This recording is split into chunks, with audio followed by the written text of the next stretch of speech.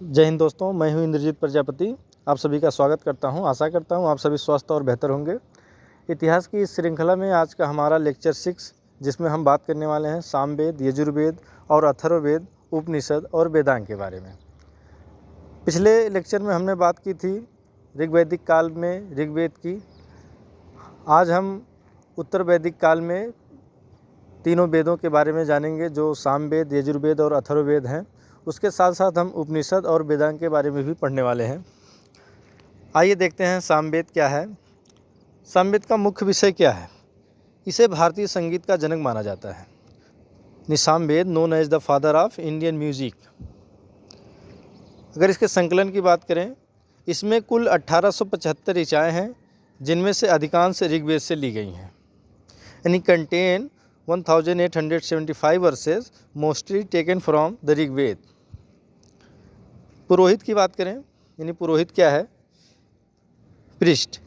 इसके मंत्रों का गायन करने वालों को उद्गाता कहा जाता है। The priest who chant is hymns is called Udgata. उपवेद की बात करें, यानी सामवेद का उपवेद क्या है। इसका उपवेद है गंधर्व वेद, यानी इट्स उपवेदा इज गंधर्व वेद। आइए अगले वेद की बात करते हैं, यजुर्वेद।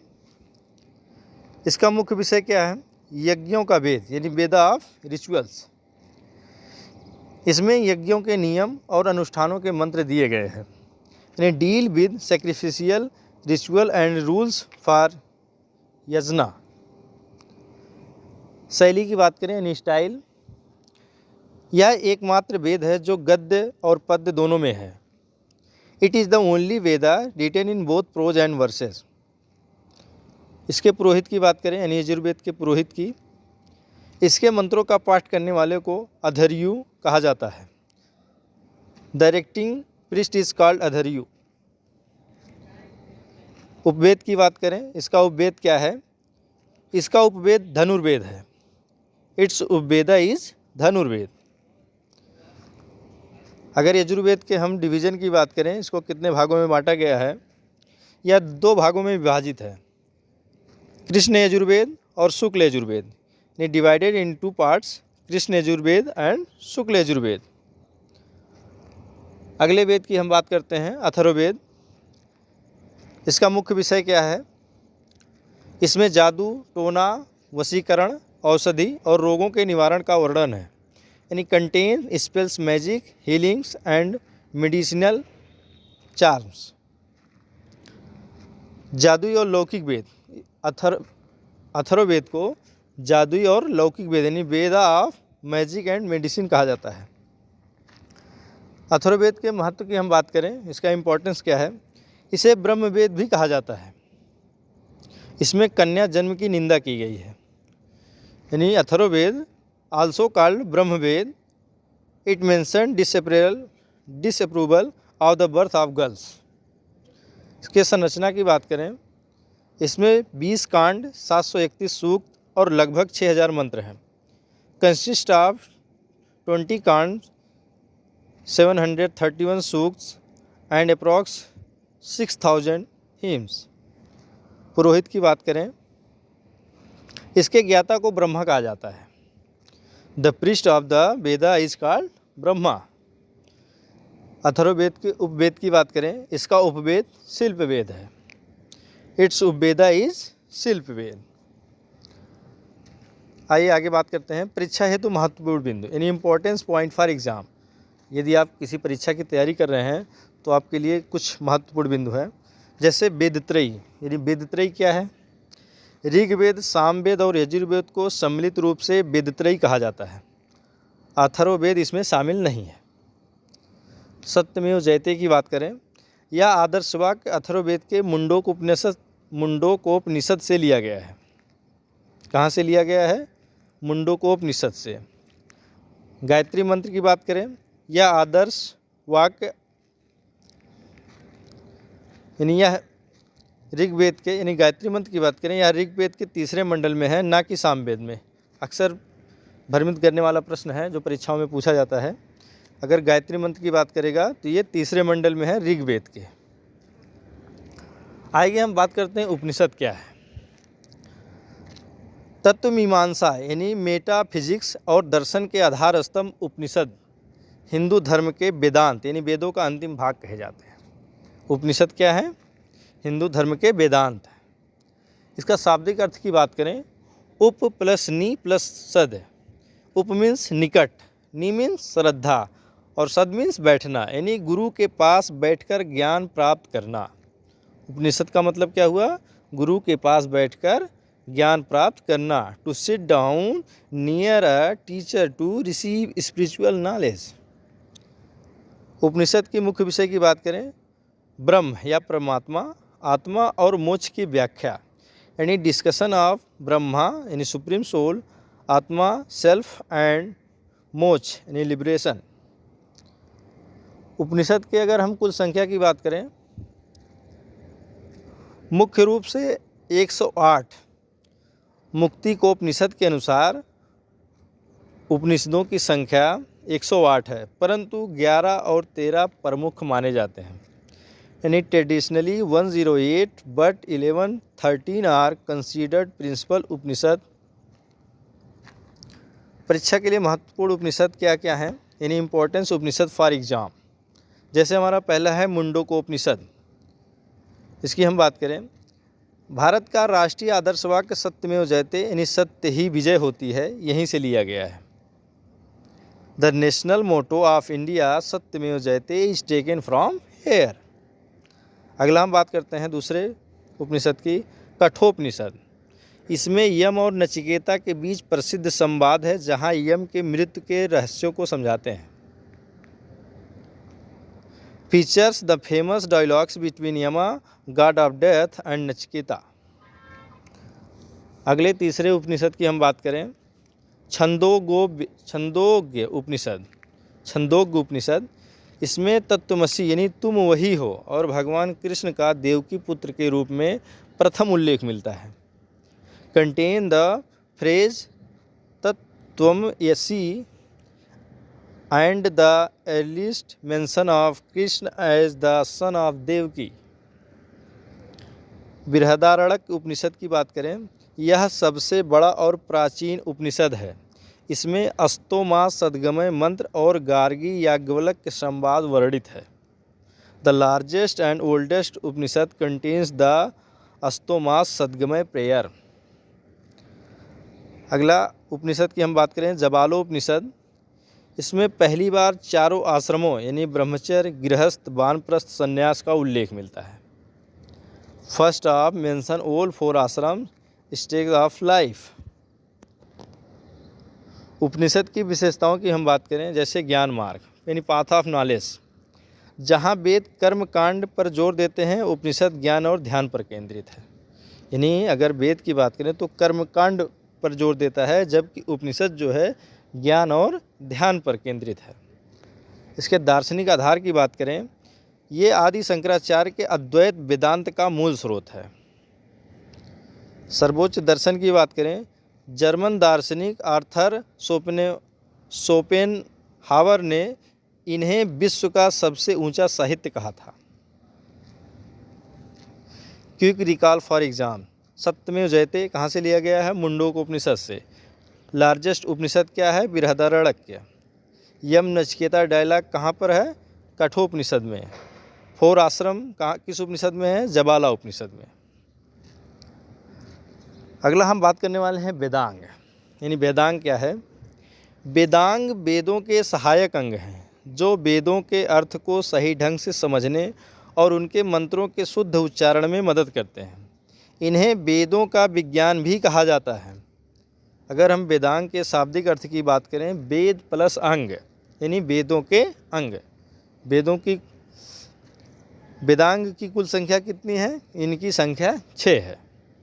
मुख्य उद्देश्य की बात करें, वेदों के मंत्रों का शुद्ध उच्चारण और कर्मकांडीय प्रयोग। यानी वेदांग का पढ़ने का मुख्य कारण क्या है? मुख्य उद्देश्य वेदों के मंत्रों का शुद्ध उच्चारण, proper pronounce and ritualist application of Vedic hymns. वेदांगों का विस्तृत वर्णन। ये परीक्षा के दृष्टि से इन्हें 6 अंगों को वेद पुरुष के शरीर के अंगों के रूप में कल्पित किया गया है। जैसे पहला है शिक्षा यानी फोनेटिक्स, इसे वेद पुरुष की नासिका यानी नाक कहा गया है। यह शुद्ध उच्चारण और स्वर विज्ञान से संबंधित है। Referred to as the nose of the Veda Purusha, it deals with phonetics and correct punctuation of Vedic essence. अगला हम बात करें दूसरे वेदांग की कल्प यानी रिचुअल कैनन, इसे वेद पुरुष के हाथ कहा गया है। इसमें यज्ञों और धार्मिक अनुष्ठानों के विधि विधान दिए गए हैं। इसके 3 भाग हैं, स्रोत सूत्र, गृह सूत्र और धर्म सूत्र। यानी refer to as the hand of the Veda Purusha, it contain rules for rituals and sacrifices include Shrauta, Grihya सूत्र एंड धर्म सूत्र। अगले वेदांग की बात करें, तीसरा व्याकरण यानी ग्रामर, इसे वेद पुरुष का मुख कहा गया है। शब्दों की व्युत्पत्ति और भाषा की अशुद्धता के लिए यह अनिवार्य है। पाणिनि की अष्टाध्यायी इसका सबसे प्रमुख ग्रंथ है। यानी refer to as the mouth of the Veda Purusha, it deals with grammar. Panini Ashtadhyayi is the most celebrated work here. अगले वेदांग की बात करें, निरुक्त यानी एटिमोलॉजी, इसे वेद पुरुष के कान कहा गया है। यह शब्दों के अर्थ और उनकी उत्पत्ति यानी एटिमोलॉजी की व्याख्या करता है। इसके रचयिता महर्षि यास्क हैं। Refer to as the ears of the Veda Purusha, it explain the origin and meaning of word composed by Yaska. छंद यानी 5वें वेदांग की बात करें, छंद मैट्रिक्स या इसे मैट्रिक्स भी कहा जाता है। इसे वेद पुरुष के पैर कहा गया है। वेदों के मंत्र पद्यबद्ध यानी पोएटिक हैं और इनके माप या लय को छंद कहते हैं। पिंगल ऋषि का छंद शास्त्र प्रसिद्ध है। Refer to as the feet of the Veda Purusha, it deal with the poetic matters and rhythms of Vedic hymns. अगले वेदांग की बात करें, ज्योतिष यानी एस्ट्रोनॉमी, इसे वेद पुरुष की आंखें कहा गया है। इसका उपयोग यज्ञों और अनुष्ठानों के लिए शुभ मुहूर्त ज्ञात करने हेतु किया जाता है। लगध मुनि को इसका जनक माना जाता है। Refer to as the eyes of Veda Purusha, it is use to calculate the auspicious time for performing ritual using astronomy. परीक्षा के लिए महत्वपूर्ण तथ्य हैं कुछ, आइए जानते हैं। जैसे शुल्ब सूत्र, यह कल्प का हिस्सा है और इसे भारतीय रेखागणित का प्राचीनतम स्रोत माना जाता है। पाणिनि, इन्हें व्याकरण का सबसे बड़ा विद्वान माना जाता है। वेदांग और वेदत्रयी क्या है? वेदांग वेदों का हिस्सा नहीं है बल्कि उन्हें समझने के लिए विकसित किए गए ग्रंथ हैं। वेदांग क्या है? वेदांग वेदों का हिस्सा नहीं है बल्कि उन्हें समझने के लिए विकसित किए गए ग्रंथ हैं। आज के लिए हम इतना ही बात करेंगे। इस टॉपिक को ख़त्म करने के लिए आइए हम कुछ महत्वपूर्ण बहुविकल्पी से इस लेक्चर को ख़त्म करेंगे।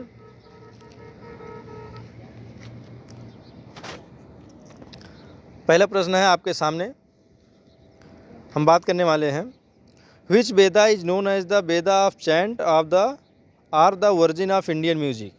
यानी किस वेद को गायन का वेद या भारतीय संगीत का मूल माना जाता है? आपके पास 4 ऑप्शन है, फटाफट इसका सही जवाब देंगे।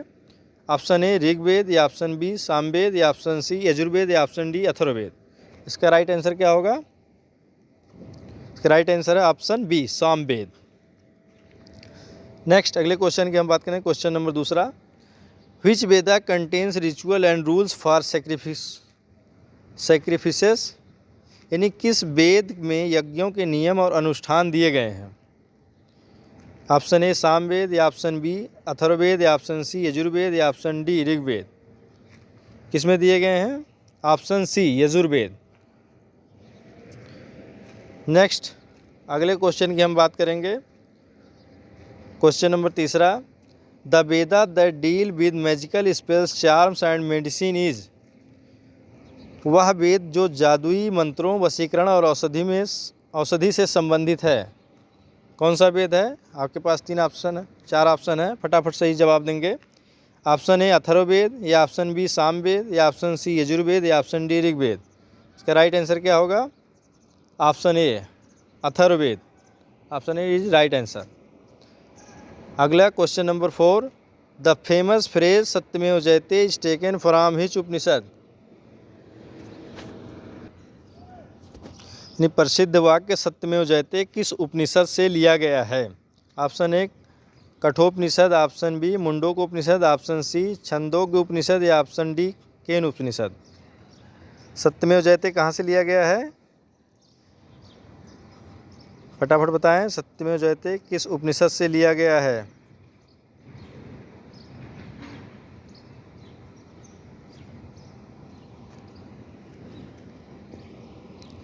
इसका राइट आंसर क्या होगा? Option B Mundakopanishad. अगले क्वेश्चन की बात करते हैं, question number 5, how many Vedangs are there in total? यानी कुल कितने वेदांग हैं? इसका राइट आंसर क्या होगा? ऑप्शन सी 6, यानी कुल वेदांगों की संख्या कितनी है? 6। अगले क्वेश्चन की बात करेंगे, question number 6, which Vedang deal with etymology? यानी कौन सा वेदांग निरुक्त यानी शब्दों की व्युत्पत्ति से संबंधित है?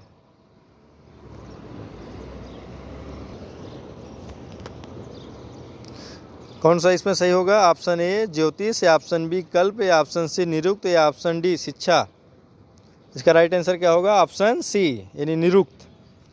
अगले क्वेश्चन की बात करेंगे, question number 7, the conservation between Nachiketa and यमा इज फाउंड इन विच उपनिषद? यानी नचकेता और यमराज के बीच का संवाद किस उपनिषद में मिलता है? ईशोपनिषद, कठोपनिषद, या बृहदारण्यक, या प्रश्नोपनिषद। इसका राइट आंसर क्या होगा? Option B is right answer, Kathopanishad. Next अगले क्वेश्चन की बात करेंगे, question number 8, which Veda is divided into Shukla and Krishna parts? किस वेद को शुक्ल और कृष्ण भागों में विभाजित किया गया है? इसका राइट आंसर क्या होगा? सामवेद, ऋग्वेद, यजुर्वेद, या अथर्ववेद। इसका right answer option C Yajurveda. Next अगला क्वेश्चन है, what is the literal meaning of Upanishad? यानी उपनिषद का शाब्दिक अर्थ क्या है? टू सिंग, या टू सिट नियर, या नॉलेज, या रिचुअल्स। इसका राइट आंसर क्या होगा? Option B to sit near, यानी गुरु के पास बैठकर ज्ञान प्राप्त करना। नेक्स्ट अगला question, question number 10, which Vedanga is considered the eye of the Veda? यानी किस वेदांग को वेदों की आँख माना जाता है? ऑप्शन ए व्याकरण, या ऑप्शन बी छंद, या ऑप्शन सी ज्योतिष, या ऑप्शन डी कल्प। इसका राइट आंसर क्या होगा? ऑप्शन सी ज्योतिष। आज के लिए हमारा इतना ही। अगला क्या आप इनमें से किसी विशेष विषय जैसे केवल उपनिषद पर अधिक गहन अध्ययन करना चाहते हैं? यदि हाँ तो हमारे चैनल को सब्सक्राइब करें और कमेंट में ज़रूर बताएं, हम आपके लिए वीडियो उपलब्ध कराने की कोशिश करेंगे। Thanks for watching.